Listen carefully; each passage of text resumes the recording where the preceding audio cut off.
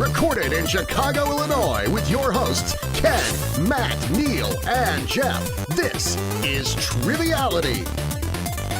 The cream of the crop! Hello and welcome to our 1-year anniversary episode, very special episode. We're going to be doing all listener submitted questions. So thank you so much to all of those listeners out there who actually sent in questions and a few of them who recorded them. So you're going to get to hear your own voices. That's going to be pretty nice. Happy anniversary. Yeah, I think what's the gift for first year anniversary? Wood? I think so. You gave me some wood. I don't know if it's the right. Oh wait, hold on. We have a guest in the studio. You said it was paper. Yeah, I think the traditional one is paper. Paper. Okay, so we messed up a little bit. We messed up. It's a form of wood. Yeah. So it's what would that be like? Softwood. The softwood. So it's important to recycle. It's basically wood excrement.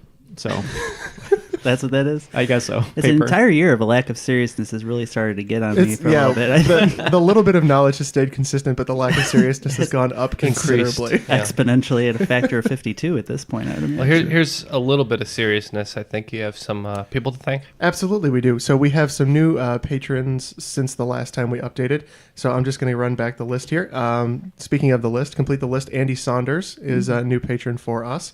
Peter Wen, Joshua Head, and Jonathan Robbins. So thank you so much to all of you who are now supporting the show. Hopefully you're wearing your belts proudly. Mm-hmm. And we also have a little something special that Matt will be doing at the swing round. So we pulled names from the 50 iTunes reviews that we got. So we're going to let you know who's won and how you can claim your prize. Great. Yeah, that should be pretty exciting. I know we haven't said what the prizes are yet, but it'll be pretty. We do know what they are at this point. Well, we do now. We do know what they are. I don't. I was left out of that conversation. And they are things that nobody else has. It's in the mystery box. Yet. Oh, no one else has yet. Okay, no. So there's a clue. Mysteries. Sherlock Holmes on the case. Hey, who else is in the studio with us, Jeff? So joining us, a special guest host, so that we didn't cheat and know some of the answers to the questions, is a friend of the show and our personal trivia host, Jason Borsom. How you doing, Jason? I'm doing all right, guys. How you doing today? Welcome back. It's been a little bit. It's been about a year. Yeah. I like you to introduce him as our personal friend. No, he's our trivia host. He's our personal trivia host. He's on retainer. He's our personal masseuse. You know, it's been a weird year. Jason, why don't you tell us a little bit about yourself and what company you own and run? Yeah, sure. For the last 15 years or so, I've owned and operated a mobile entertainment business in the greater Chicago area named Liquid Kourage Entertainment. Started it back in 2003, providing karaoke and DJ services, broke into pub trivia around 2010. So we've been going pretty strong there for about 8 years now. Wow. So you started this business when you were 10? Yeah, well, I have a baby face. You have to remember that. All right, without further ado, let's kick it over to the announcer guy for the rules. The rules of the game are simple. 20 questions split into 2 rounds worth 10 points apiece. At halftime, there'll be a special swing round designed by this week's host. After regulation, players will enter the final round with the points that they've accumulated and will have a chance to wager 0 to 30 points on 5 categorized questions. At the end of the game, someone will be named the cream of the crop. But the cream will rise to the top, oh yeah. So again, all these questions today were submitted by our listeners for our anniversary episode. So without further ado, Jason, you want to take it away? All right. First and foremost, I do want to thank all the listeners who brought in questions either through voicemails or emails. I had a lot of fun over the last few days kind of pulling through those. Second of all, you guys are brutal in your ability to stump our friends in the studio here. So I may have made some edits, may have made some slight alterations to give them, we'll call it a fighting chance on some of these. So if I ruined your baby, I do apologize, but hopefully the end result is better than it may have been otherwise. Third and finally, we're going to run this game in a 2v2 format. We've got Neal and Jeff facing off against Ken and Matt. I believe this is the grudge match part 3. Yes. Yeah. We're looking for that elusive first victory. But, this one's for all the marbles, though. So. I think this one should count as at least 4 because it's from the listeners. Ooh. So if we win, I think that's kind of we're going to have to keep pairing up like this for a while then. Yeah, fair enough. Drew. Best of 100. Go. There you go. That's a really high bar. All right, so gentlemen, are we ready? Yeah, let's do it. I'm excited. And away we go with question 1. This was submitted by listener Lee Poirier in Houston, Texas. Thanks, Lee. Thank you. Lee asked, what is the full name of the first movie to be released in which the character Boba Fett's name is spoken aloud? So Matt wrote down an answer on this one, and I actually had the same idea, so we are locked in. Okay. So I do think it's Star Wars. Neil thought maybe it's not a Star Wars film. I don't think it is a Star Wars movie. I know it's not the original trilogy, though. Oh. Never mind. Continue. Well, no. So in the movie, they always call him like bounty hunter, Right. or he just gets directed like, go do this. I have like a really, God, this would be like the trickiest question of all, and I'm wondering it's because they know they listen to the show, but in E.T., Elliot talks to E.T. and he goes, "Look at my figures. Here's whatever, Darth Vader. Here's Boba Fett. Here," and he goes, "Boba. Here goes Boba Fett and Yoda." And I don't know if that counts. It might be. It is the first movie. I mean, that's 1982. Yeah, and I know for a fact it's not in the original Star Wars. I know it's not for a fact in. I'm pretty sure it's mentioned in the first, second, third, the second trilogy, so to speak. Okay, which would be way later than 82. So E.T. sounds like a good answer to me. We'll go E.T. All right, so you guys are locked in with E.T.? Yeah. All right, Ken, what do you guys say? So Matt and I were both thinking Star Wars Episode 2, Attack of the Clones. Upon further examination and hearing these guys discuss, we were maybe thinking it was the Christmas special, right? Mm-hmm. Is that what you were thinking? Yeah, and then I was also thinking possibly, even if it was later, I know they talk about it in Clerks, and I thought that could have been possibly an answer. Well, we got to stick with our so. locked in, which is Episode 2, Attack of the Clones. Attack of the Clones, okay. Christmas special is good too. I don't know if that would be considered a TV movie, but that's a good answer. Yeah, this one genuinely surprised me when Lee sent it in, and I double-checked it through YouTube, and I believe he's right. Lee says that you are correct, Neil. E.T., the extraterrestrial, is the first time on film where Boba Fett's name was spoken aloud. I think that was slanted towards Neil being a Spielberg That's movie. the only reason I even thought of that, because I was thinking of saying the Christmas special, but that's a TV movie. It's not a movie, but I mean, I guess it is. Good pull. Yeah, wow. So points out the gate Well, early. Good thing that I just happened to be Neal and watching Jeff. E.T. randomly last week and was talking to someone about it. It's not random. That's part of your I know. That's all I watch, your yeah. schedule. Neil gets up at 4:30 every morning so he can watch E.T. to start his day. Question 2, and this one comes from Lee DeGeorge, who is, of course, the host of the Something Something Birds podcast. Getting both Lees out of the way early. Yep.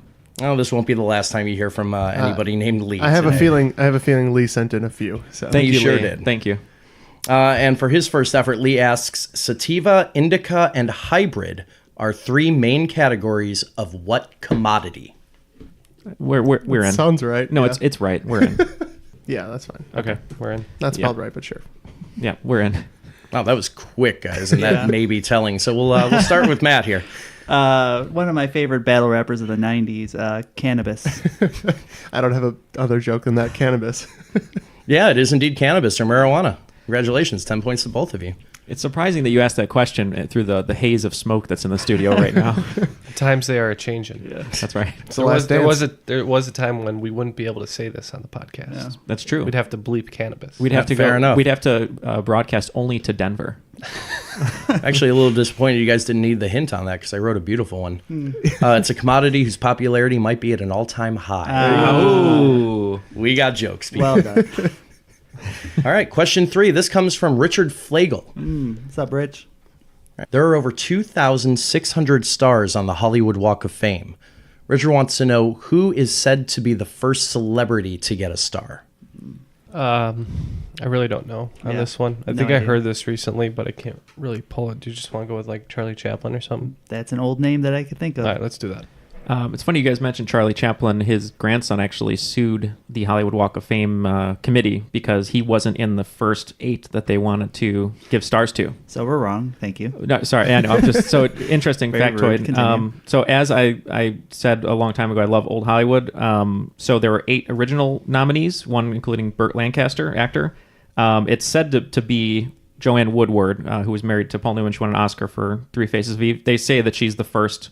And then also Stanley Kramer was the one who was actually laid down first, but I believe it's Joanne Woodward if you want to go with that, Jeff. Sounds good. We'll lock in with Joanne Woodward. Okay. Okay, so we've got Chaplin and Woodward. According to Richard, it is said to be Joanne Woodward. So nice job to you guys, Neal and Jeff. Yeah, a lot of Hollywood lore in that story. How many so. stars do there have to be before we get ours? Is what I want to know. Actually, and here's another little factoid for you, Matt. All you need to do is get nominated, so Jason can nominate us, and we got to pay $40,000, and we'll have our star on it. That's on the it? Walk of Fame. That's it. Yep. But you do have to be in one of the 5 Patreon categories. goal. Stretch Yeah. goal. Stretch goal, $40,000, Hollywood Walk of Fame. That's quite a bit of a stretch goal, but okay. Yeah, and I'm pretty sure they have a category for radio. So Yeah, they do. All right, guys. Question 4. This comes interestingly from 2 listeners. Maddie Chandler submitted this, and Brian Israel from Hastings, Nebraska, sent us an audio question, and they were eerily similar. You're saying so I he's the ended same up- guy? Is that what this is? No, they both submitted essentially the same question, different wording. So I kind of took from both of them, combined it, and Maddie and Brian both ask, according to the New England Journal of Medicine, what animal commonly seen as roadkill is responsible for the most outbreaks of leprosy in the United States? Well, look, I wrote down some animals here. I'm not really sure, but you should go with your gut because you're the one with leprosy. Yep. Jeff or the leper. That's what we call That's him. why we never show Jeff on any pictures, and he always All right, hides. So you guys are locked in. We are locked in. So I think the first thing on the top of our heads was possum, but I think that's kind of like a misconception that they're disease ridden. I Yeah. think they're actually pretty immune to most diseases. They're really popular on the internet right now, too. Yeah. So they wouldn't be if they had leprosy. I kind of liked armadillo, which you wrote down, because it's kind of an outside choice, kind of Yeah. a weird fact. Yeah. And I think they're pretty popular roadkill, and also maybe raccoon. Yeah. I mean, if it was raccoon, I think that leprosy would be more common, to be honest, because there's Do you want raccoons to go with everywhere. armadillo? Yeah. I feel They like seem like you don't ever hear about it too much, so Yeah. maybe it's a little bit rarer, and I'm sure leprosy is kind of rare these days. So I would hope so. let's go with armadillo as an outside choice. Lock it in with armadillo. Oh, I'm going with the esoterica there. So what are you going with? Well, we had armadillo on our list of potentials. In fact, there was a lot of overlap between the two. But we went with at least a common one around here. Deer. Well, I can tell you one of you is right. Oh. It's armadillo. It sure is armadillo. Yeah. There are 2 mammals in the world who carry the bacteria for leprosy or Hansen's disease, humans and armadillos. Interesting. That's weird. All right, and we move on to question 5, which, not surprisingly, is a listener-submitted question this week. How strange. This one comes from David Cruz, and David asks, everyone knows who Mr. Peanut is, but that character has a real full name given to him by his designer. His name contains a cartoon character's name, a presidential first name, a presidential middle name, and a hockey trophy name. All you need to do is give me any one of the 4 words that make up his full name. Do we only give one answer, or do we give... You know what? Take a stab at all 4, guys. Okay. We could give one. I mean... With apologies to David, I'm feeling very generous in sound- scoring this today. That does sound right, though. This sounds like a middle name that a peanut would have. Kind of want to go with Roman J. Israel Esquire. We're locked in, yeah. Okay, so we wrote a bunch of junk. As far as hockey trophy, I think that Stanley is too easy. The other one I know offhand is the Hart Trophy, and I don't think that would be a name. And there's the Vezina, which is the goalie trophy, but I don't think that's it either. So I don't know what else it could be. The Smythe. Yeah. Smythe. Let's go with Smythe. Smythe for that. Okay, so we're locked in with Smythe, and then what are other ones? Want to do Let's go with Garfield? Garfield, Cleveland, and Arthur. Okay. Let's do that. Okay, we went with Lord, Millard, Quincy, and Stanley.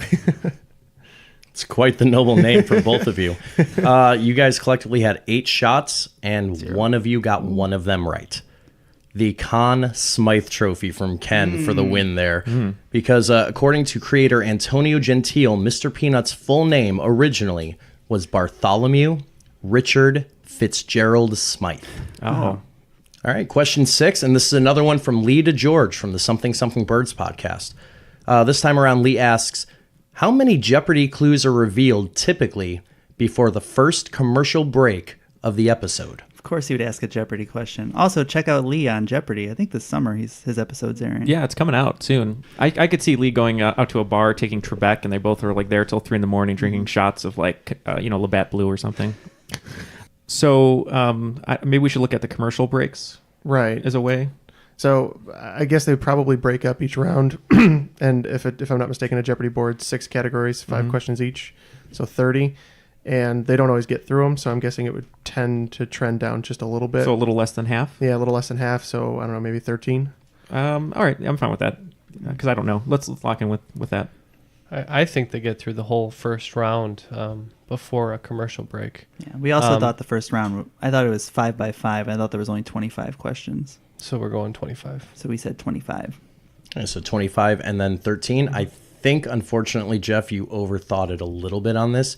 The correct answer is 15. Okay. Ooh, I wrote 15 down too. They do get through the first round most of the time, I guess. All right, question 7, guys. This one comes from Max Miners, who, as a caveat, wanted to say that it was a completely self-researched question.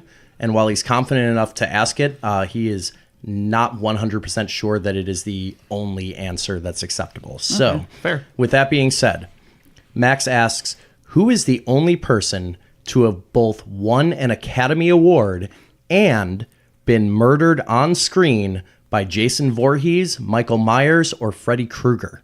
I'm just writing down the people I know that were either nominated for an Oscar or well-known actors, because there's a lot of well-known actors in these old movies. Like Texas Chainsaw Massacre is not included in there, but in the Next Generation one, they have Matthew McConaughey and Renee Zellweger, although I don't think they're killed by Leatherface. You said Jason, Freddy, or Freddy Michael or Myers. Michael Myers. Yeah. Goodness gracious. Mike Myers is coming. Could you imagine Daniel Day-Lewis in Halloween? Yeah, that's it. Yeah, we got it. Nice, Jeff. Thank you for Run the save there. for your lives. Surprisingly, if we're right, Jeff got a film question partly. I think Jeff got it because I couldn't think of the name. Yeah. So you're locked in? We're locked in. We're locked in. All right. So I initially wrote down Johnny Depp, and then that was all I had, and then I gave up. So Let's just go with it because I really don't know. perfect. Johnny Depp. Or Daniel Day-Lewis. Run away. yeah, We had he to- actually performed. He's coming. He performed as Jason Voorhees, but they just cut all of his dialogue out because it was too esoteric. And he's spoken too high of a voice. Right. Welcome to Camp Crystal Lake. I mean, surprisingly, we too had Johnny Depp on our list. Neal says he's never won an Academy Award, though. Yeah, he's been nominated. He's never won. And then Kevin Bacon, who was killed in the first Friday the 13th, has never been nominated. Which, that's a shocker. And then Patricia Arquette won for Boyhood, but she does not die in Freddy 3. Heather so Langenkamp we does. went with Octavia Spencer. Really? Okay. All right, nicely done, Jeff. Octavia Spencer Wow. is correct, who died in 2009's Halloween 2, and according to Max, the terrible Rob Zombie reboot of Halloween. Max wanted you to know, by the way, Neal, that you almost fell for the trap answer, which is Patricia Arquette. It's the answer when I independently researched this myself to confirm it. It's the answer I fell into, because you're right. She does play a character in A Nightmare on Elm Street 3. It's Kristen. And Kristen dies in A Nightmare on Elm Street 4, but the role was recast between films. Ooh, I didn't remember that. I So- just knew she didn't die in 3. Yeah, Patricia Arquette's character died, but it wasn't Patricia Arquette portraying her when it happened. That's the one where you have the Freddy snake with the mouth that starts eating her. 1, 2, Freddy's coming for you. All right, guys, question 8 this time around comes from a listener named Jason Borsom. Oh, Wonder I who that hear is. he's a swell fellow. Sounds handsome. sounds like he has a baby face. Yeah. Looks like he has a face for radio. So, all right, if Ken were sunning himself on a sandy beach in Bora Bora wearing nothing but a Speedo and a smile, and he wanted to order a fruity tropical drink with a fancy umbrella as he is accustomed to, what language would he use, considering the nation that Bora Bora belongs to? There's a lot to unpack in this question, I wrote it. I know the answer. including the visual image. You're right. It I don't is know if there's a to lot unpack. I don't know if there's a lot to unpack there, but Hey, you focus as long or as short as you want on that visual. Okay, we are going to lock in with a guess on this one. Okay, so to help Jeff out, I'm not the geography guy. I just wrote down random languages. So I wrote down Portuguese, French, Spanish, and English. I know you couldn't do the other two? Francais, Espanol? Espanol. So I don't know why I put any of these languages, but I know like Côte d'Azur, or doesn't one of the Caribbean islands speak English or French as like its national language? A lot or of them something? do, yeah. Haiti speaks French. There's a couple, Jamaica is an English speaking. There's a couple Spanish speaking. So you're the guy. Bora Bora, I'm pretty sure, is in the Pacific. Okay, I don't know what that means. I feel like it's maybe French Polynesia, or it could even be an English-speaking country, honestly. Well, I'm going to give it to you. So those are my 4, and you pick from there. Sure. Let's go French. We also went French. Parlez-vous, gentlemen. You're both right. All It is right. French, as Bora Bora is part of French Polynesia. And while English and Tahitian are the most commonly spoken languages on the island, as an administrative region of France, the official language is French. So nice job. Good thing you did that. I would have gone English, just thinking it was a trick question from Jason. So No, the Ken and a Speedo was the trick. Ooh. Try to throw you off. Yeah. Ken's actually in a Speedo because the studio is so hot right now. Yeah, it is So, boiling. so thank there. you for seating me next to him, by the way. Tangerine Speedo, in fact. Yeah. All right, question 9. This comes from Jesse Henkel. And Jesse asks, what fictional metal are Marvel's Wolverine's claws made from? Locked in. Got it? Yeah, I don't remember, but I know you know. So. Okay. Oh, I do maybe know. So we're locked in. I just wanted. Well, you locked in. I just wanted to confirm that you weren't going Captain America's shield, but that's fine. No, All right. because actually, funny enough, I shamed a coworker the other day who says he's a comic book fan with this exact difference. Oh, okay. Because he said that Wolverine's claws were made of vibranium, Captain America's shield, and I said adamantium, you fool. Yeah. Adamantium. Yeah, it is indeed adamantium.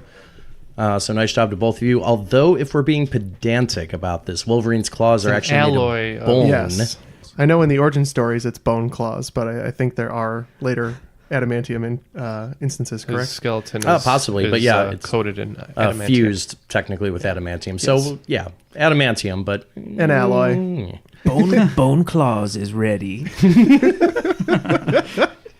all right. And to finish up round 1, question 10 comes from Maddie Chandler again, and Maddie asks, what actor known for his dramatic roles was featured in a fake commercial on SNL as a spokesman for Old Glory Insurance, which is a life insurance company that provides coverage against the leading killer of the elderly, robots, who attack the elderly to consume their medications. So I mean, this doesn't really help anybody, but it sounds like it's one of those 2010s insane kind of late sketches where they just throw something against Some the of wall. the so. absurdist stuff. Yeah, so you're looking at That's fine. that I mean, era. there's- your guess is fine to lock There in was with. some absurdist stuff in the mid '90s too. The first SNL commercial that came to mind while Jason was reading the question was, does anybody remember Swill?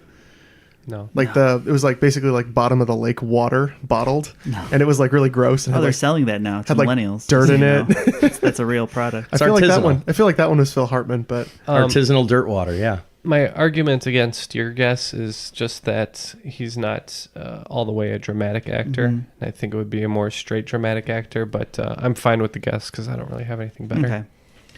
Okay. So for us, SNL is kind of a weak spot of mine, other than like the famous skits, and I'm not very good Sketches. on sketches. Thank you. I'm not very versed on the fake commercials. I don't know. Who do you want to go out of that list? I'm good going to Nero. All right, let's go. All right, we're gonna lock in with Robert De Niro. Yeah. And see, I was thinking later in that 2010s, like Tina Fey, Seth Meyers era, and this person was on a lot, not necessarily hosting, but he would just be on. So I was thinking John Hamm. So It could also be Patrick Stewart did an episode that was really funny. and Oh, he's- that's possible. Yeah, that's a good one. And the answer is? It could be all those guys, but it is none of those guys. Think Law and Order, Sam Watterson. bump bump. Wow, that's a pull. I wouldn't even have thought of him at all. I was thinking of him as a TV guy, but Well, yeah, if good you think question. about him in the context of like the TD Ameritrade commercials Yeah. that he's been known for about a decade, then yeah, you can kind of see the connection there for comedy purposes. Good question. So after round 1, it looks like we have 5 correct for 50 points. We have 6 correct for 60 points. oh, Ooh, tight game. Tight game. Yeah, it's 50 to 60 more points than I expected when I read these questions. So nice job so far. You guys are batting over 500. That is one of our strengths: is low expectations. All right, so before we jump into the swing round, just want to kick it over to Matt really quick for a special announcement. Yes, so we did a random drawing using a random number generator to get our 5 winners for the reviews. It was all quite random. It was it's the most random thing I've ever done. If your name is said, if you send us an email with the subject title "Winner Winner Chicken Dinner" or "Tofu Dinner," such as your prerogative, For the vegetarians. for all of our vegetarian listeners, just let us know if this is one of your reviews, and we will send that prize out. So the 5 winners are 3 Green Ducks, XZ Jackal Xavier, Bubba J Elmo, or maybe Bub J. Elmo. Either or. There's probably only one of those. Lucas Clausen and La Platte a Frog. We really enjoyed these names, by the way. Yeah, we were worried that it was going to be like a lot of numbers and random generators, but these are all. I mean, Lucas Clausen. I mean, just way to go! Like, kudos to you just for kind of using your name. For having a name. Yeah. So again, send winner chicken dinner or winner tofu dinner to trivialitypodcast@gmail.com. I mean, it could be a pseudonym still. Yeah, you're right. It could be. Let us know it's you and how we can contact you. Yep. Looking forward to sending those prizes out. Thank you for your reviews, and we're going to do another drawing at 75, maybe. Maybe 100. Maybe 100. We'll go 100. Let's get 100. Jeff, do you want to talk about those prizes a little bit? I So- know they're going to be somewhat randomized, but they're pretty good. They are going to be somewhat randomized. So we've been working behind the scenes, getting some merchandise together. So you will be getting some of the first run of T-shirts, mugs, other Triviality merchandise collectibles, and we will be sending those out to the winners. Should be a lot of fun, guys. So thanks again for reviewing, and let's get to 100 then, I guess, Matt, right? Yeah, let's get to 100. Cool. So you five and the Triviality folk will be the first ones to have their hands on that merch. All right, so gentlemen, this time around, the swing round is something I like to call the Liquid Kourage Decathlon. Ooh. Your mileage may vary on this. Let's find out. I'm about to list 10 different cocktails. For each one, I want you to list the ingredients for these drinks according to the International Bartenders Association, or IBA.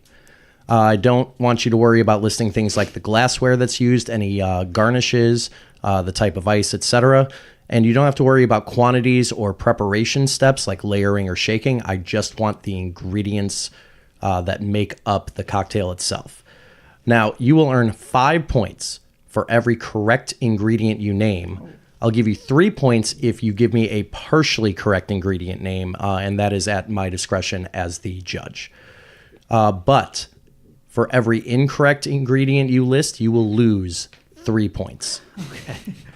I was like, if there wasn't the loss, that would be the whole game. Would be how many cocktails can Matt identify correctly? In addition, I'll give you 5 bonus points for every cocktail that you can identify with 100% accuracy. We cannot go negative in this, right? Just 0 would be the bottom, I would hope. It's a swing round, Okay, Matt. fair enough. if you name let's a bunch swing. of wrong ingredients. Just to clarify, after hearing all those numbers, I had a panic attack, so hopefully you can score this, Jason. Is not answering an option? Yeah, you'll lose nothing. Okay. You'll gain nothing ventured. gained, Yeah. nothing- yeah. That's good to know then. Are you guys ready for the list? Absolutely. Let's do it. All right, number 1, daiquiri. Number 2, old fashioned. Number 3, Bloody Mary. Number 4, cosmopolitan. Number 5, Long Island iced tea. Number 6, margarita. Number 7, Moscow Mule. Number 8, Sex on the Beach. Number 9, Tequila Sunrise. And number 10, Kamikaze. So me and Matt are going to play it a little bit safe on this one and just kind of write what we know pretty much for sure and leave some of the extra ingredients out. How did you guys fare on this? We had a similar strategy because we didn't know a lot of the ingredients. We knew some for sure, and we took like 1 or 2 guesses, but we're playing it safe too. But I think there's a few wild cards on there that we might get penalized for, but we'll see. Despite my love of binge drinking, mixed drinks aren't necessarily my forte. So, All right, let's find out what you guys had for number 1, daiquiri. I really don't know, so we just said rum. Okay. We also have rum. And that's it for both of you? Yeah. Playing All right. that one safe. All right, you both earned 3 points right. because the official recipe is white rum Okay, along with simple syrup and lime juice. makes sense. Okay. Yeah, that's your core on the rocks daiquiri, no fruit flavoring other than the lime. I didn't Fair know enough. All right, number 2 was an old fashioned. So we had a kind of a discussion with this one. We knew it was a brown liquid and that there's like an orange peel, I think, but we didn't know the exact ingredients. But we took a guess with one of them. So Jeff. So we did brandy and simple syrup. Okay. We played this one pretty safe. I know there's a lot of ingredients in this. For example, whiskey, a mulled cherry, malt sugar, probably soda, bitters, orange peel. But we ended up just going with whiskey, the Sugar and the bitters. All right, so unfortunately, Jeff and Neal, you have lost 6 points on that. What were your two options again? Please restate. Brandy, simple syrup. Neither brandy nor simple syrup appear in the recipe for an old-fashioned. Ken and Matt, you guys ended up with 11 points. Wow. The official recipe is bourbon or rye whiskey, so I gave you a partial match for whiskey. Angostura bitters definitely are in there, so I gave you the full 5 points on that. And you said sugar, specifically. Malt sugar, yeah. Specifically, it is a sugar cube. Yeah. Oh, Along with water. So 11 points. Nice job, guys. Thank you. Number 3, Bloody Mary. We just went with the two that we are, and even I'm not sure because I've seen them made with rum, but we went with tomato juice and vodka. So on the strength of my recollection from Cowboy Bebop, we went vodka and tomato juice. All right, that's 10 points for both of you then. Bloody Marys are primarily vodka and tomato juice. Salt. But because Bloody Marys are Bloody Marys, you have to throw in officially some lemon juice, Worcestershire sauce, Tabasco, celery salt, and pepper. Yeah. Yeah, I knew all those ingredients, but wasn't sure how specific to go. Yeah, with none of this. which are part of the garnish, which can be Pickle, basically celery, anything. bacon. Yeah, I thought Tabasco was one. I just wasn't sure. White Castle sliders, whatever you want to put. Yeah, right. I've seen it all. I've seen a fried chicken. Turkey dinner. Winner turkey dinner right there. Number 4, Cosmopolitan. So we couldn't really recollect our fandom for Carrie Bradshaw on Sex and the City. I've never seen it. I've seen all of them actually, but I couldn't remember what's in a Cosmopolitan. So we just put one guess, or maybe I don't know what was it. We put vodka. Vodka. Okay. Yeah, I think this is wrong. I think it's actually triple sec vodka and a lemon wedge. Now that I think about it, but it's actually we wrote down cranberry juice and vodka. I think we're right. All right, well, you both get 3 points for the vodka because officially it is Citron vodka in a Cosmopolitan, and 5 additional points to Ken and Matt for the cranberry juice. In addition, I would have given you credit for triple sec. It is officially Cointreau, which is a brand name for triple sec, and lime juice completes the recipe. So Citron vodka, Cointreau, cranberry juice, and lime juice. My time working at a bar has paid off for this non-drinker. There you go. Number 5 was a Long Island iced tea. What did you guys have? There's so much in it that all that I know for sure is that they spray that little bit of cola at the end, so we just put soda. Oh, that's a good guess, actually. Yeah, we knew that there was like a million liquors in here. We couldn't bring it down to which ones were actually in it. So We guessed vodka, rum, and whiskey. All right, so ultimately, Ken and Matt, you ended up with 3 points because you said soda. Cola is an ingredient, which is a partial match. As for Jeff and Neal, you earn 5 points for the vodka, but you lose 3 points for the whiskey, which isn't part of the recipe. And I gave you 3 points for your rum, which is, again, white rum in this case. Full recipe, according to the IBA, is gin, tequila, vodka, white rum, triple sec, gourmet syrup, lemon juice, and cola. And again, that's one of those ones that they make it different at every place, so we couldn't specify which. A lot of places booze is, ended so up we just using a mix for convenience Yeah. sake. And the end result is always bad decisions. yeah, that was me at University of Iowa, the Long Islands. All right, number 6, what was the recipe for a margarita, gentlemen? Well, we went with tequila and triple sec. We only knew tequila. All right, we both get 5 points for the tequila. I will give you 5 points for triple sec. It is specifically Cointreau. But again, most triple secs are either well or Cointreau, so I'll give you that. Neither of you mentioned the lime juice, which would have been in the complete recipe. Number 7, a Moscow Mule. So I knew this one. I know people that get this every week, and I know for sure one of them I believe is ginger beer. So we put that. We couldn't remember what the alcohol was. I feel like it's a clear liquid. So we put ginger beer, right? That's it. Yep, that's Okay. it. So I was pretty sure about the full recipe on this one, but we stopped it a little short. So this is not the answer, but it's vodka, ginger beer, a squeeze of lime, and I think some places do bitters in a copper mug. But we're just going to go with ginger beer and vodka. All right, so that's 10 points for you guys, Ken and Matt, 5 points for Jeff and Neal for the ginger beer. What was it called, a Moscow Mule? Yep. What would the liquor be in that? Something Russian pop. It'd be vodka, yeah. If you had said the lime juice, you would have had the perfect recipe because that's the third and final ingredient. The copper mug is actually the fourth ingredient. That's the most important thing. Well, yeah, but we specified no glassware We served needed to be stated. we served ours not in a copper mug at this one restaurant I worked at, and people were not happy. It's not a Moscow Mule otherwise. Number 8 was a Sex on the Beach. Well, the ingredient is usually two consensual adults, but what did we put? And ashore. You're limiting it to 2? All right, fair enough. Oh, that's 2 Ken on a beach references today. I don't know if I can deal with that. He's not involved in this. I don't know. What did we put, Jeff? I don't actually. I didn't know. what Yeah, I was think in we this. we played it safe. We're not going to answer. We're just gonna blank. Not what happens with a real sex on the beach. Yeah. The only thing I could think that was in it was peach schnapps, so we said peach schnapps. All right, so obviously nothing for Jeff and Neal, but 5 points for Ken and Matt because peach schnapps, along with vodka, cranberry juice, and orange juice, make up a sex on the beach. Number 9 was a tequila sunrise, and boy, I hope you guys at least got 5 points on this. I'm assuming we got the tequila, Yeah. and we said orange juice. Those would be the first 2 ingredients, but to give it that sunrise color, I believe you add grenadine. So tequila, orange juice, and grenadine. orange juice, and grenadine. And we have a perfect recipe finally. Congratulations to you guys, Ken and Matt. Plus It is 1. indeed tequila, That's a bummer. orange juice, and grenadine. Because I know we discussed grenadine. Yeah, we did. Yeah. That's okay. All right, and your 10th and final recipe was a kamikaze. Did you guys write anything? We wrote whatever the liquor. What did we put? Vodka, and then triple sec. That's all we put. I had no idea. We on this just wanted one. to play it. We felt we did pretty good on the round, so we just played it safe and did not answer this. And for the record, I told Jeff we should answer triple sec for one of these, and since it was the last number, I said let's just put triple sec. You didn't pick a Japanese liqueur? No, we were thinking about it, but I I don't know. don't think it is a Japanese liqueur. but- Jeff I was remember. pretty Maybe strong not. on vodka, All right. so What is Yeah, it? No Midori in a kamikaze. That No. sounds like that would be terrible, frankly. Kamikaze recipe is vodka, triple sec, and lime juice. Good job. So 10 total points for Jeff and Neal. Nothing, of course, for Ken and Matt.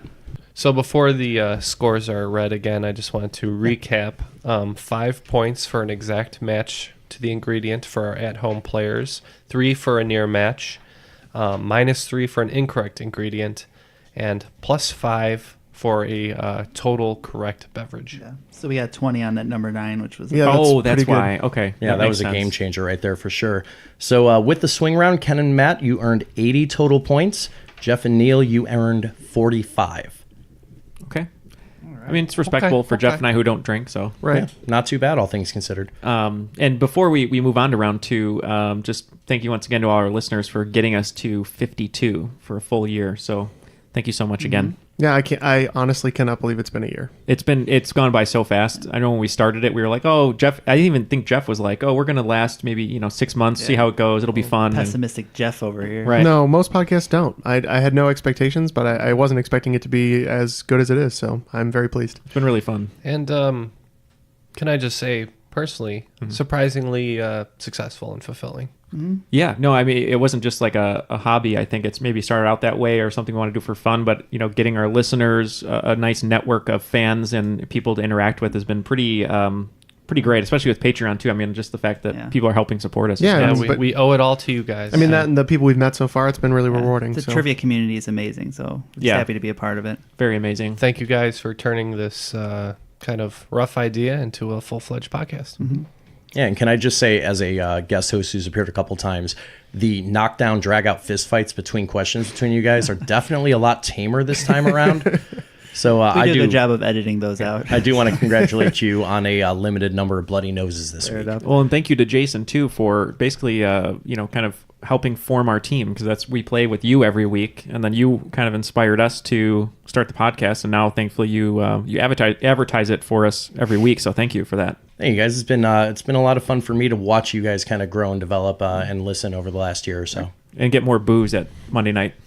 Oh yeah. Now people hate us. So Oh, you meant audible booze. Okay. audible booze. Yeah, I get the booze on Monday night. that's true. So after the swing round, we are up 130 to 105. Ooh. Ooh, that's High scores. This is great. It's looking good. You guys ready for round 2? Absolutely. Let's do it. Now I am. All right, let's jump right in with question 1. This time around, it's fittingly a music question from Lee to George, of course, the host of the Something Something Birds podcast. Never.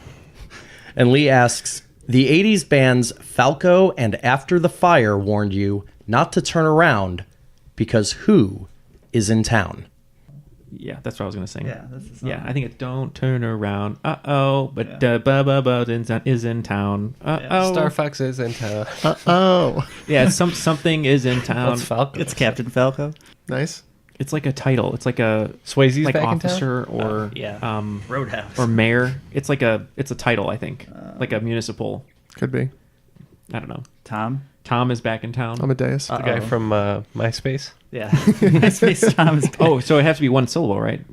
Tom is back in It town. doesn't have to be. I just said a thing. I like how Tom is probably the richest guy who gets Yeah. guff for being like a failure. Right. Right. He's a billionaire. $4.3 billion to Fox, who Is he had really? no idea what to do with MySpace. Wow. Is it still a music site? Kind No. of, or no? Not He's the anymore? most He has suc- nothing to do with it. He sold the whole thing. He's the most successful, one of the most successful guys on the planet, and people are like, "Oh, Tom, what a pushover! This MySpace failed." He's not the one who has to After testify in 10 front years of Congress. success. He's To be doing fair, though, okay. like Zuckerberg almost made as much in one day as Tom's worth total. So It's So pretty what? fun. It's funny Once though you get that- up there, it doesn't matter. Yeah. Do you think Tom cares though that every news story they always just show that one picture of him like looking over his shoulder Look, you would have thought he would have changed that at some point. from like It's 1999? I'm You know not what? using my Tom same can do profile whatever he picture. wants. I'm sure Tom's sitting pretty. So you're saying MySpace Tom is back in town? I mean, I'll default to you on that. Like I said, the only thing I know about Falco is the song "Rock Me Amadeus." And all, 'cause the that only was thing their I big know one. about Falco is Edie Falco from Nurse Jackie and Sopranos. So let's just go. We're gonna lock in. We have With something. Nurse Jackie? Yeah. No, with Mayor. We're gonna lock in with There's Mayor. Jackie's back in town. Yeah, Mayor. Mayor. Okay, we're going with Dalton's back in town. All right. I honestly thought you guys had this really early in when you were talking about municipal leaders, but it's Der Kommissar. That would make So sense. close.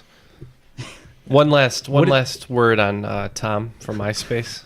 I think he's looking back over his shoulder at $4 billion, just a pile of Der money. Kommissar is a Falco song, right? Is that the title of a Falco song? Yeah, it's a Falco song that was made popular with a remake by After the Fire. All right, guys, question 2, and this one comes from Donald Fuller out in New Hampshire. Donald asks, the Old Man of the Mountain was a famous rock formation in New Hampshire and appears on the New Hampshire State Quarter. In what year did the Old Man fall? So the Old Man of the Mountain, the New Hampshire state coin came out in 99. Okay. It was one of the first 5 states, and that was when they started the 50 state quarter series. Okay. And it was still in existence in 99. Okay. I believe So it's recent. it was a recent thing. Yeah. I Okay. want to say I was in high school at the time, so somewhere between like 2004 2006. It Last was- week. So yeah, just go with your gut. I mean, the first thing that came to mind was 2006. I don't know if that's right. because we know but when you were in high school, all you were doing was telling everyone, "Did you guys hear about the old man in the mountain?" probably, yeah. I don't know why you sounded like. That sounds a lot like me. It sounds like you as a drug dealer. Hey, do you guys want to hear about the old man in the mountain? I got a story to tell you. So your answer is? 2006. Okay. I had similar thinking that it was a recent event, but I thought it was actually fairly recent, and I went with 2014. Ooh. I think it's pretty recent. 2014 is pretty recent, but the Old Man in the Mountain fell in 2003. Ooh, that would Close. have been. I my was in high senior school. year. I was Not also too high far school. off. I there, was in Jeff. high school. All right, we move on to question 3, and this is another one from listener Maddie Chandler. Maddie asks, what do the following 4 songs have in common? The songs are Invisible Touch by Genesis, Sing by the Carpenters, I'm a Believer by the Monkees, and Sister Christian by Night Ranger. That's a good guess. Jerry Maguire. Let's say they were all in Jerry Maguire. Sure. Okay. I wonder if Ken was onto something. We're already locked in, but I think Almost Famous, they have Night Ranger when they're on the plane, maybe? I don't remember. But we just said either it was in Shrek or if you want to be less specific, the Shrek franchise. Don't think it's Almost Famous. I don't Okay, know. so you both ultimately thought they were all songs featured on the same soundtrack? Yeah. This question had less to do with the songs and more to do Producer? with the singers. These are 4 examples of songs that feature drummers as lead vocalists. I was gonna make a joke about Phil Collins coming from the back, because and then I was like, no, the other 4 aren't like somebody took over. I didn't realize but- that the drummer sang I'm a Believer, unless he was just one of the singers. If there was an Under Oath reference, I would have got it.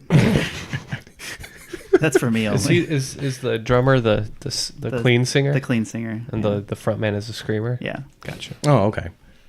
For all you listeners out there. who like Under Oath. Yeah.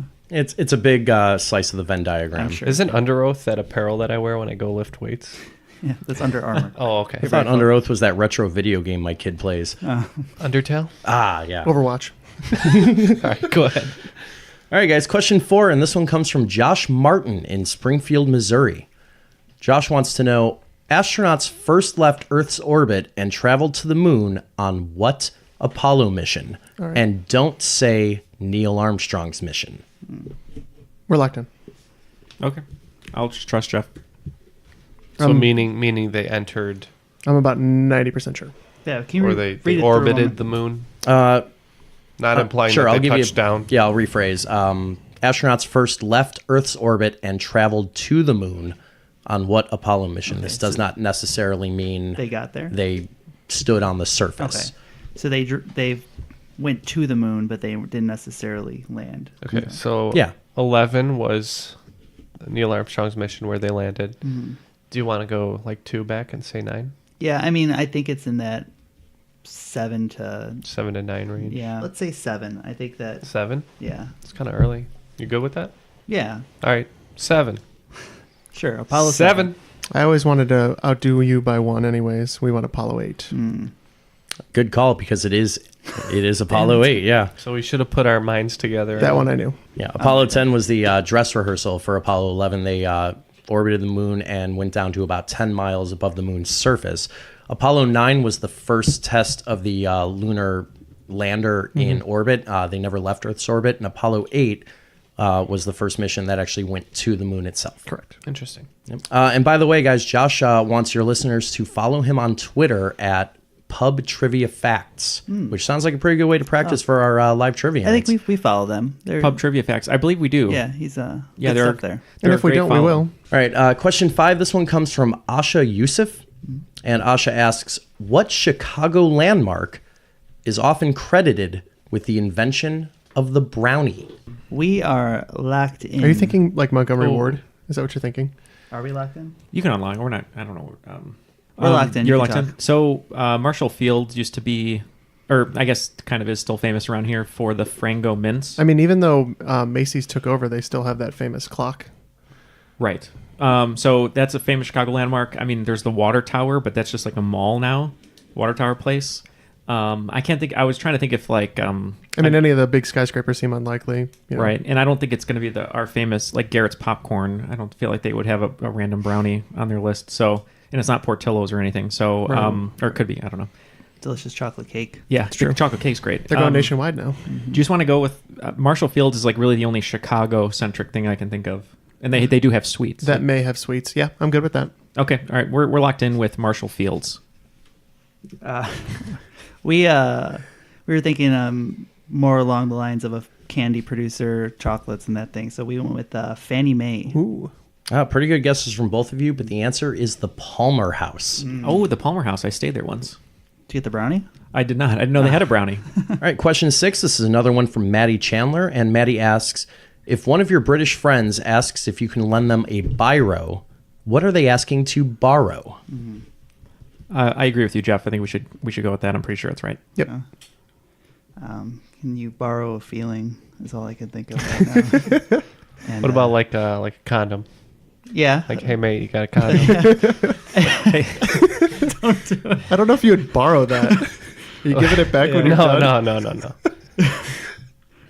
But you know how people say, "Hey, can I borrow Yeah, I something?" know and what then you they mean. just use Yeah, it. You're right, though. Can I bum a condom? Like that doesn't happen. All right, let's go with the cigarette. Sure. Okay. That's not the British idiom I know for it. All right. So, famously, one of the common ones, if it's often sold this way, is Bic. Makes a Bic biro. And Ken often yells at me for clicking them in the studio. That would be a pen. And just to add, I think the guy who invented it was like Laszlo Biro or Bureau. I could be wrong though. Yeah, it was Yeah, like no, one you're of the ab- first ballpoint pens, I think. Yeah. You're absolutely right. Named after Laszlo Biro, who patented the first commercially successful modern ballpoint pen. I was going to write a question about that like 2 months ago. Pen Shinfo. Little shout out here to the Pen Addict. If any of you are giant pen fans. What is And, that? What is that? What is that? Like a channel? So it's a podcast. Mike Hurley from Relay FM hosts a show where all he talks about is how much he loves pens. What a niche. Wow. So one of his other shows, he plugged that show and he mentions he likes pens, big pen. pens. Yeah, I'm Big gonna biro. make a competing show called Pen 15. You'd be a real pen 15 for doing it. All right, go ahead. All right, guys, we've got question 7, more from Lee DeGeorge, host of the Something Something Birds podcast. Oh, he has a podcast? Yeah, A apparently. lot of free promotions. It has something to do with birds, It's from what I it's gather. quite good and very short, which is really nice. All right, and Lee asks, what chocolate company is responsible for the earthly delights of Rocher, Nutella, and Kinder eggs? So let's lock in your answer because I have nothing else, and I'm not going to pull it. So on my end, I'm trying to remember. I'm trying to look at the Kinder packaging. So it's not like an American company, right? Kinder chocolate. Oh God! Any excuse for Dutch I Boy? want a prize, please. I want a prize. Dutch Boy paints. Dutch Boy may have to be buried after this episode. Dutch Boy's getting his own belt. Be on the lookout. Hey, you know what? If one guy can start a podcast about pens, I'm going to do a podcast all in the Dutch Boy voice. You're allowed to have a podcast with no listeners. Neil. And it's going to be about pens. Ballpoint. How about Quill? like Alex Jones rants, but in Dutch Boy voice? I could do that. That'd be funny. Takes these vitamins, please. I would Patreon that podcast. They are supplements. All right. So Are what do you locked think? in with Nestle? something? We're locked in. I don't think it's Nestle. I don't. I was thinking Cadbury. You want to just go Nestle? I don't know. All right, Nestle. Nestle. It's not right. All right. I believe it's Ferrero Rochers, so we went Ferrero. It is indeed Ferrero Rocher. Ferrero's behind Nutella and Kinder Eggs as well. All right, question 8, and this comes from listener Danielle Fields, who asks, what 2 musicians were given the satisfaction of a songwriting credit on the song Bittersweet Symphony by The Verve as the result of a plagiarism charge? You know that one? I think I get the clue. It's a bittersweet It's got to be these two. symphony. We're gonna lock in because I feel like that clue. I think I'm going off the clue. Okay. Okay, so I there's mean, a big I mean, you're close if you're right. there's a big wrong. satisfaction. He said they got satisfaction. Yeah, no, it's so it's the got to be the Stones, Rolling Stones. but- What Rolling Stones song is that a ripoff of? It's it doesn't matter which one. So we're going Keith Richards and Mick Jagger. Yeah, for sure. Okay. We also went with the same based off the clue. In any event, you guys are right. It is Mick Jagger and Keith Richards. All right. And the reason for that is the song's hook samples an orchestral cover of the Rolling Stones tune The Last Time. All right, question 9. This is another one from Richard Flagel. Richard asks, most people know about the Christian Crusades to retake the Holy Land. Not counting the People's Crusade or the Children's Crusade, how many total official crusades were there? Just pick a number between 1 and 10. Well, let me use the random generator. No. But I want to use the random generator. I don't know, Jeff. You're just gonna have to pick a random number. It's weird. I'm also T. thinking it's a number between 1 and 10. This is what my gut tells me. That's my lucky number. Let's go with that. Good deal. It's also a Chinese lucky We're number. going lucky number 7. Lucky number 11. Kansas City Shuffle. That's right. We went Chinese lucky number 4. So lucky number 7, lucky number 4. You wanted a cat's lucky number 9. Ooh. 9 crusades officially, plus the People's Crusade and the Children's Crusade for 11. It's a lot of crusades. For the record, the random number generator was correct. So I'm just throwing that out there. Ken, you've been hoisted on your own petard there. All right, and question 10, the last one in round 2, comes from Maddie Chandler one more time, and she asks, based on the painting A Sunday Afternoon on the Island of La Grande Jetée, what is the name of the 1984 musical written by Stephen Sondheim and James Lapin that is a fictionalized account of both the creation of the painting and the life of its French creator? And for 5 bonus points, Ooh. name the well-known Hollywood actor who originated the role of the main character on Broadway in 1984. What do you guys have against sports? That's all I want to know. I will say Jake Gyllenhaal just did a run on Broadway, but that is not the question. From 1984. Yeah, from 1984. I probably When he was 2 years when he old? was like 2. Yeah. I have the musical, no problem. Okay. You're just stretching for the bonus points now? Yeah. What's getting me off track is Barefoot in the Park had Robert Redford in it, which was not the answer to this question.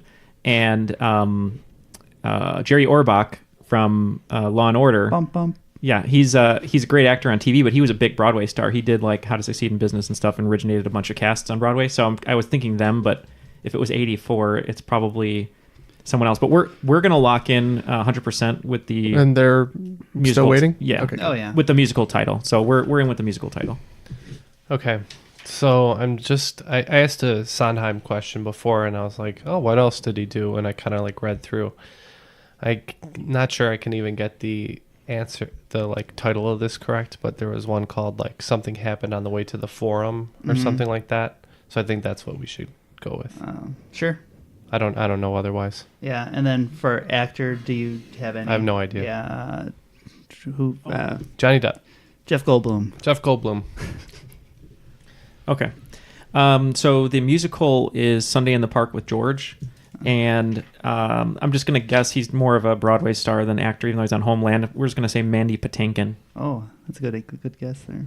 You hit the bonus, Neil. Nicely done. Is that it? Sunday in the Park with George, premiering Mandy Patinkin, George Surratt.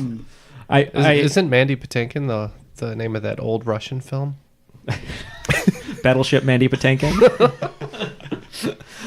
No, the only reason I thought Mandy Patinkin, because he said big star, and I was like, it wouldn't be him because he's only, he's on Homeland and he was in Criminal Minds. Princess Bride, yeah. Yeah. But yeah, I'm glad I pulled that one. Okay. Hello, my name is George Surratt. That round was bad for us. We got 10 points. We got 55. Oh, wow. So we are now in that round. You got 55 points. Yeah. You're kidding. After the second round, we are now trailing 160 to 140. I think we deserved that after that round. Well, we were winning so bad we wanted to take a round off and let you guys catch up. So Jason, you told us you had a special final round planned. Today's final round is an all audio submitted listener question round. All 5 of these questions were recorded and sent to you guys. So we'll be playing the audio throughout the course of the round. Okay. I'm led to believe that there are some overflow questions as well, so I'm sorry if you didn't make it onto this episode, but we will be definitely using those in future episodes and crediting you for that. Yeah. Well, let's get to this audio round. We're excited. All right, you guys ready for the categories? Let's do it. The questions did not have categories to them, so I came up with what I thought were hopefully clever ones. Okay. So the final round categories are Sweet Carolina, a thorny language question, Wild Wild Western literature, a question about nothing, and kids play the darndest things. Both teams are in with the wagers, so let's go ahead and hear those audio questions. All right, guys. Question 1, the category was Sweet Carolina, and I'm going to hand it over to Sam from Watauga, Texas for this question. Though South Carolina is currently known as the Palmetto State, in the 1930s it was known by another name, thanks to a PR campaign by the South Carolina Natural Resources Commission to promote high amounts of this 53rd element in crops from the region. All right, question 2, the category was a thorny language question, so I'm going to throw it over to Jonathan from Boston, Massachusetts for this one. My name is Jonathan from Boston, Massachusetts, and my question is, with fewer than 400,000 native speakers worldwide, what is the only modern language whose alphabet includes thorn, a runic letter that has survived directly from Old Norse? Right, question 3 category was Wild Wild Western literature, so I'm going to hand it off to Aaron from Richmond, Virginia for this one. Oscar Wilde famously said, I can resist anything except what? Right, for question 4, category is a question about nothing. This one was sent in by Tom and Jill from the Trivia Hot Dish podcast, so I'll let them take it away. We're Tom and Jill from the Trivia Hot Dish podcast, and here is our question. In an episode of Seinfeld, George Costanza develops an obsession with this actress after being told he's apparently just her type. Hint, she's not the original Mona Lisa, but she plays one on the big screen. All right, and question 5, in Kids Play the Darndest Things, came to us from Brent Bollmeyer from Marissa, Illinois. So here's Brent to ask. Saying that a large one can transport a child to a world of his or her own where anything is possible. The National Toy Hall of Fame inducted what item in 2005?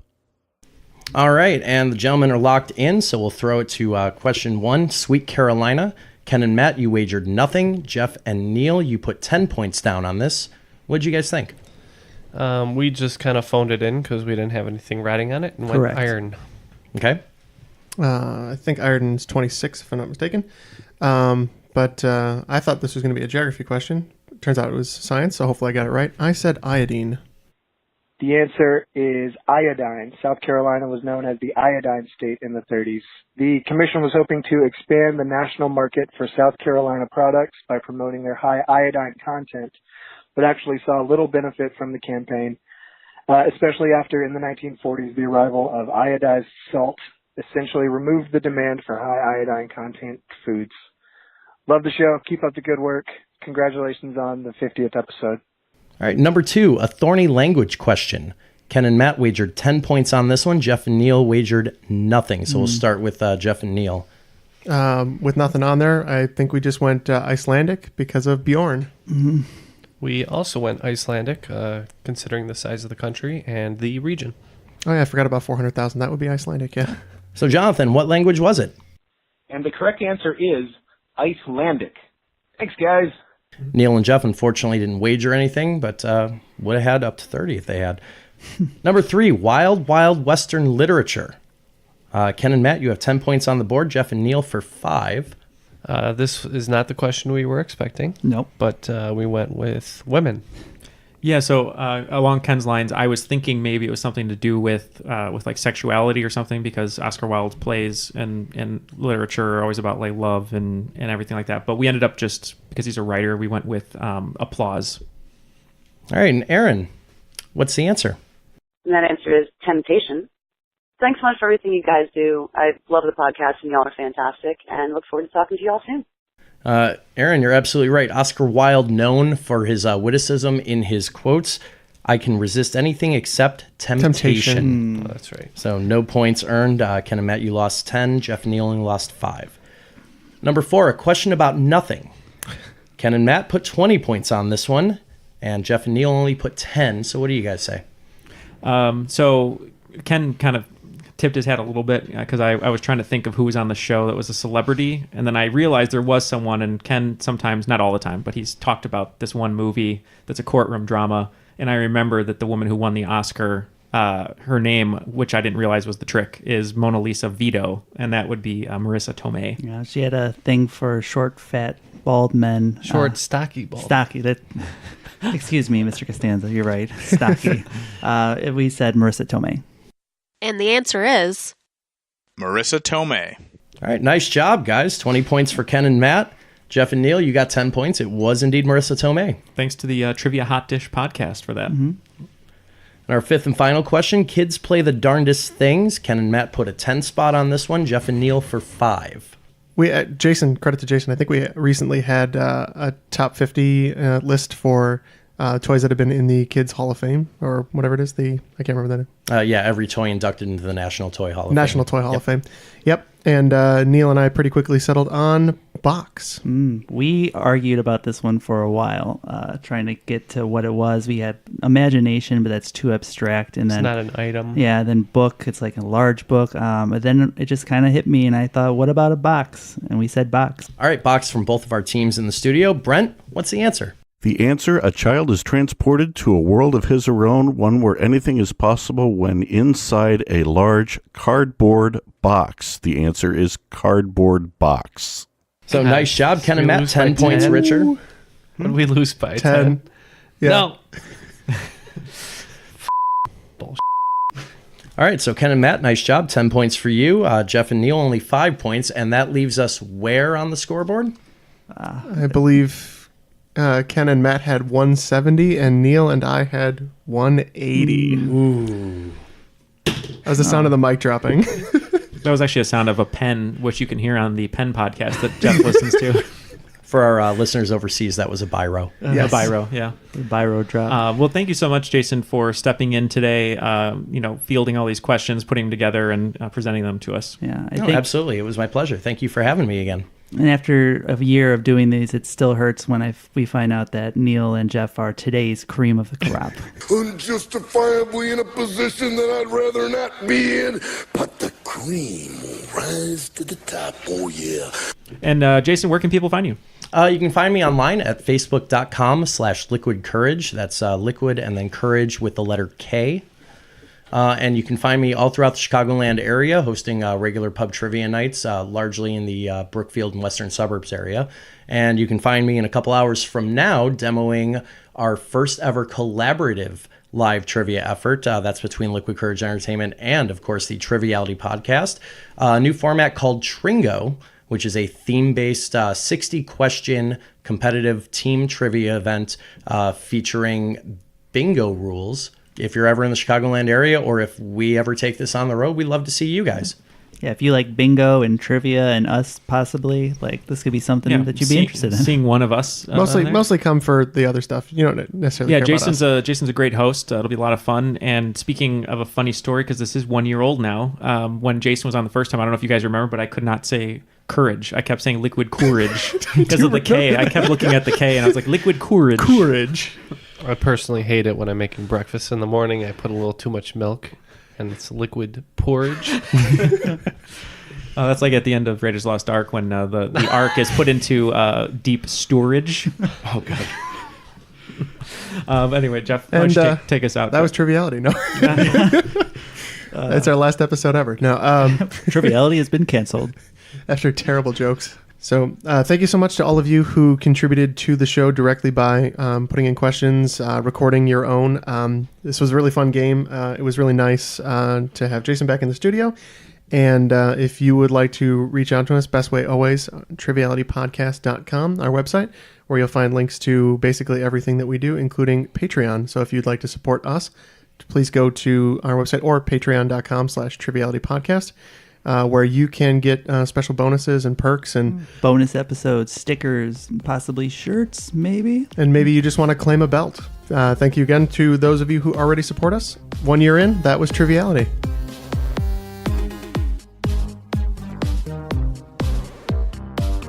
My straw reaches across the room and starts to drink your milkshake. I drink your milkshake. I drink it up. Don't bully me, Daniel.